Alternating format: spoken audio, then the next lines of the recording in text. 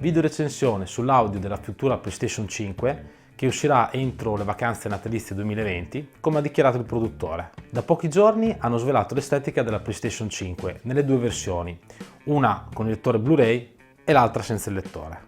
Faccio un sunto del video, solo sulla parte audio, pubblicato da PlayStation il giorno 18 marzo 2020, che svela tutte le novità della parte audio della PlayStation 5 e aggiungo mie considerazioni. Come tutti sappiamo, l'audio è fondamentale nei giochi per dare il senso di coinvolgimento e immersione. PS5 supporterà centinaia di sorgenti di suono.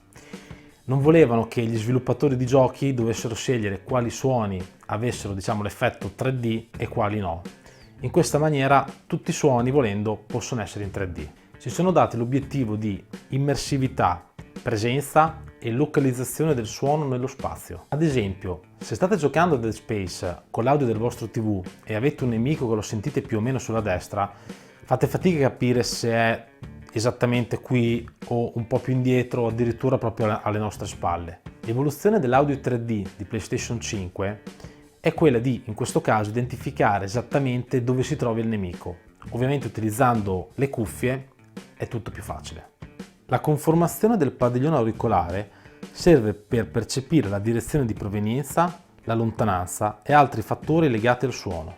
La forma e la dimensione della testa influisce sulla percezione del suono. Il modo in cui un suono cambia in relazione alla direzione e alla frequenza può essere rappresentato in un grafico HRTF. L'asse verticale è la frequenza, quello orizzontale è la direzione, i colori da rosso 0 dB al viola meno 80 dB. Il grafico mostrato è quello del relatore Mark Cerny. Come si intuisce, ogni HRTF è unico. Pensate che hanno fatto fare a centinaia di persone il rilievo HRTF. Mettono un microfono nel canale auricolare destro e sinistro del soggetto ed esso è seduto in mezzo ad un array di 22 diffusori acustici.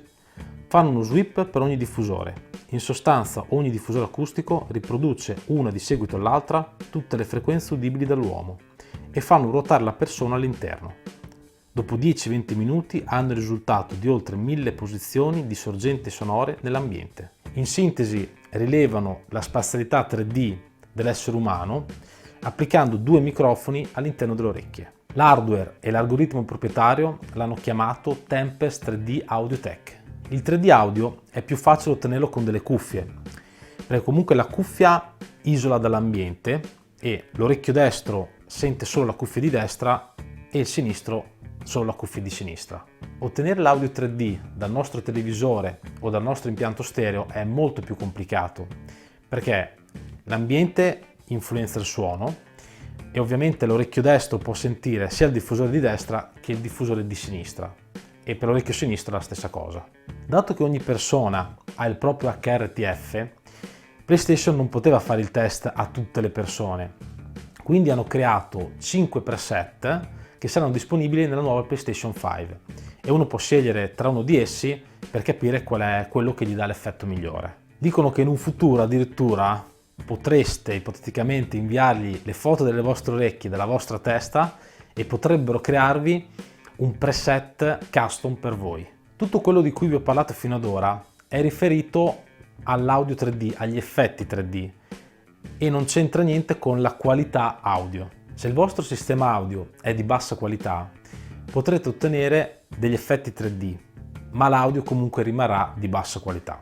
Se volete ottenere un audio 3D performante, vi serve un impianto audio di qualità, disporre diffusori attorno a voi e purtroppo, e per fortuna nostra, il numero dei diffusori è sempre superiore a 2. Per rimanere sempre aggiornato, iscrivetevi al nostro canale. A presto, ciao!